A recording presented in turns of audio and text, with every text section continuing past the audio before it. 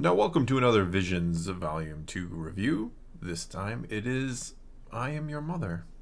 By Studio Artemon from the UK. It's one of the most well-known studios. I mean, when the studios were originally announced, this is the one that everyone's like, I know them, Wallace and Gromit.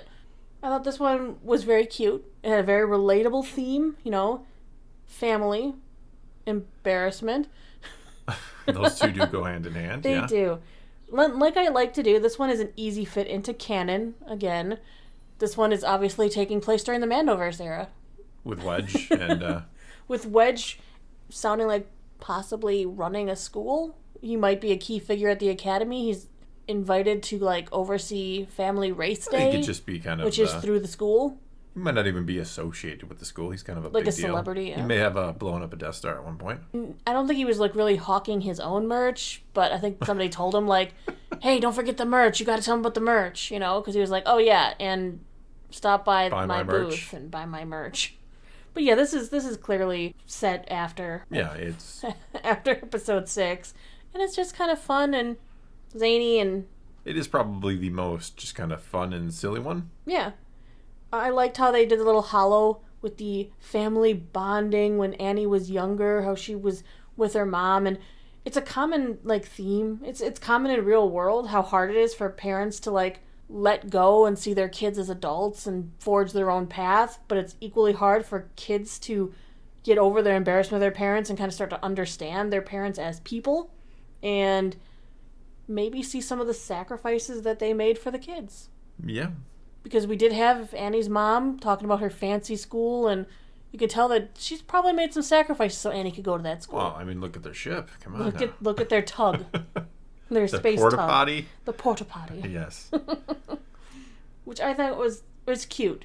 Because, when I was a kid, we had a big, ugly van to get dropped off in, and I was embarrassed. I didn't want to get out of that thing. Looking back as an adult, I'm like, does it really matter what I got driven to school in? No. What matters is the fact that they wanted to drive me to school. That's a good point. Mm-hmm. And that's kind of the feelings that this one brought back. So it was a really wholesome family story. I thought we were looking for some dark twist with the name. No, I am your mother. Padme comes back from the dead and talks to Luke. I thought it was kind of funny because it reminded me of, again, real world stuff, which they kind of kept really grounded with their themes. How the snobby kid and her mother looked down on Annie's mom and Annie because she's an engineer and not a pilot. And I'm like, wow. It's like looking down on classmate because they're... Smart? No, because their, parent is the janitor. Oh. Well, you know. Or the lunch lady. Engineers aren't janitors. I know, but that's how they were treating them, which was weird because they're like, oh, well, we looked down on Annie. Why? Well, because look at her, look at where she comes from. Rather than the fact that Annie is... I mean, they even brought it up later when you're like, Annie, you can't hide in my blind spot forever. Yeah, I mean, here's the thing. Pilots don't have anything to fly without engineers. No. So... As soon as you're an adult, you realize how vitally important that one can't really exist without the other. Yeah, well, one can exist without the other one. True, yeah. They did have so many, cute and fun nods during this. I mean, the little Wookiee baby ripping off its dolly's arms. Yes. I like that the ship that the other aliens were in, it looks like the Mantis. It did have a Mantis look to it, yeah. It was definitely that style of ship. The rotating wing appendage thing, yeah. Mm-hmm. I was like, look, the Mantis is racing. I guess it survived Jedi Survivor. Where's Grease? Why isn't Grease piloting today? Yes, but the dynamic between the mother and daughter was perfect. And that was what this whole episode was about. It wasn't about the race. It was about a parent and their child reconciling a relationship or coming to terms with each other. I mean, the moment that the daughter just lashed out and called her mother an embarrassment, I'm like, ooh, that hits. But the mom, of course, handled it perfectly. Well, the way a mom would. Mom has been the daughter once before as well. Mm-hmm. She knows what it's like. Have come from a childhood themselves and can kind of understand, or most of them can. One can hope. Well, yeah. Yeah. But it was like the mom showed the right amount of anger and the right amount of temper without really lashing back at her daughter. So they it was a beautiful, healthy relationship. Yeah. Whereas you look at the other mother and daughter, and the daughter's not living up to mommy's expectations because second place is last. Yeah. You kind of get to see how some parents are Right. a little too hard on their kids. Right, Yeah. and that's exactly what happened because, she immediately tried to take over and, let me do it. You're not doing it good enough. And you can see that that's what shaped the other daughter. That's why she's a B word. Okay, she's a bitch. I'll say it. What? Don't say it. You don't get to Oh. use our, one or something like that. This isn't like a movie where you don't get know. one F-bomb and a PG-13. But like I said, cute stuff. The porgs carved out of wood. Yes. The little mini Death Star gun. I like Which the mini Death you Star would gun. think that in the time of the rebellion, That would be frowned upon to have taking something over. Yeah, the like time of the that. New Republic, and you're like, maybe Not that's cool. in poor taste. Too soon? Too soon, maybe? Well, maybe her mother was a Imperial. Went through the Kind embassy of looked like program. it. Oh god, now we're connecting it to the Mandoverse. She kind of looked like she was an Imperial, I'm not Oh, gonna lie. with that haircut and Yeah. the sharp lines. Okay, we talking about the visual art style. Typical stop motion from Artemon. That's 100% their style. Everything was designed in the way they always design things. And unfortunately, in Visions, I almost think it's a little bit of a detriment. Ooh. We had a lot of stop motion. We We've discussed did, it. That's and kind I of been feel like the other stop motion studios, maybe it's because it seemed different or because I hadn't seen it before, I felt like they were superior. Wow. Well, we had Calling them out for their own... In the Stars, which we just reviewed a couple days ago now. I really liked that stop motion. I thought it was really fluid, well-moving style. Things looked more realistic in the way they moved and bended. Artemon kind of goes with rubber joints and, well, more stylistic that way. Yeah. I mean, that's kind of their And if their you thing. compare it again to what we'll be getting to later this week, Ao's Song, where everything was had a very fuzzy and plushy type look to it in the stop motion.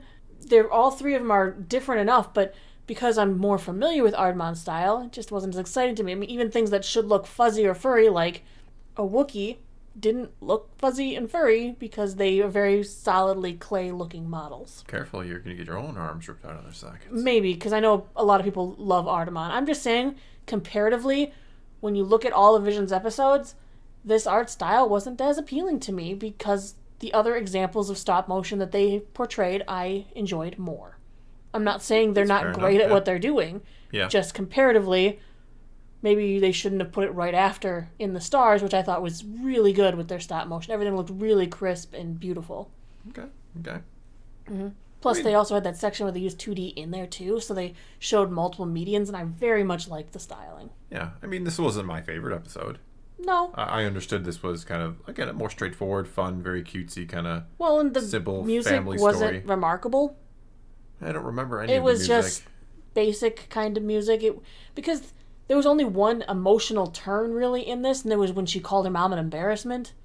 Well, yeah, and then then they won. win the race. And I'm like, okay. It was very predictable in that manner, because you're like, okay, yeah, they're going. You knew from the beginning they were going to win the race. Yeah. You knew from the beginning the mom would show up and that the daughter would admit that she was embarrassed. Yep. So it was 100% tick Beat for for tack, beat, exactly what you knew was going to happen. And the music didn't do anything special with it. There was no hard-hitting themes. It was all fluff and fun rather than actual substance. The only thing it had going for it was the great portrayal of the mother-daughter dynamic. Yeah, I mean, the theme is fine, but it's not exactly done in any sort of really unique way, which I'm not saying you can necessarily do this in a... Yeah. It's a straightforward story with a simple theme, and it's fun, and it's cute, and it works. Like I'm It's saying, not it's not bad, but Yeah. comparatively. Comparatively, it's not my favorite episode. And again, it followed after another one which was about family dynamic. A lot of It them followed are. literally directly after another stop-motion studio doing a sister's relationship with each other and with their passed-on a lot mother. of them do family And then this stuff, one yeah. moved into it. Yeah, but I'm saying they shouldn't have put these two next to each other. These needed to be spaced out so that you Alright. weren't getting so many of the same themes back to back, because then it makes them really open for comparison. Okay. I see And what you're comparing saying. this one directly with In the Stars, which was right before it, I have to say In the Stars was a better viewing for me. Okay. I don't disagree with you. I'm glad that we're on the same page. I mean, I thought In the Stars was better. But like I said, I think this is a fun story. This is definitely more geared towards a younger, Yes. fun, again, younger, fun, cute kind of story, coming of age story, if you will, a bit. It's fine. It's just, it's simplistic. Mm-hmm. Still a cool art style. Don't get me wrong. I'm not trying to downplay what they produced or anything, but no, it wasn't my favorite. Wasn't the best. Right. It was another one that kind of just embodied the full look of the I'm a short, this is all that there is, and that's all that you need.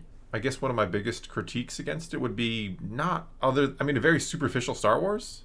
I mean, they didn't really use anything they put Wedge in there, obviously, big Star Wars. Maybe that's the fact is that they use too much Star Wars. Well, it's all surface level stuff. Yes, I know family is a huge theme in Star Wars, but it's, it wasn't like, in an odd sort of way, I know people are like, I wish they wouldn't do so much Jedi Sith stuff, but like if I'm going to watch somebody's interpretation of Star Wars, I tend to want that kind of stuff, personally.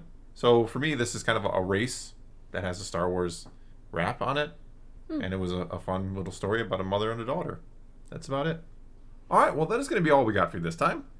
So now it's your turn to take to the comments below and tell us what you thought of I Am Your Mother. Was this one of your favorites, in the middle, or towards your bottom? Whatever the case may be, towards your bottom. Whatever the case may be, leave your comments below and let's talk some Star Wars. And until next time, thanks for watching.